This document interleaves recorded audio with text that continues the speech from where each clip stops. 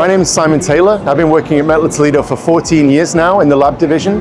The topics we're specifically focusing on at InterBattery 2025 are ones of digital transformation and robotics. So behind me you can see our ABB collaboration. METTLER TOLEDO supports that process by providing analytical instrumentation that ensures the quality, the safety, the lifetime, and the guarantee that those batteries are going to have a long life wherever it is, whether it's in a laptop, whether it's in a mobile phone, whether it's in an electric vehicle, or as a second life application, whether those batteries then go into grid storage, energy storage, and work to help everyone have a greener future.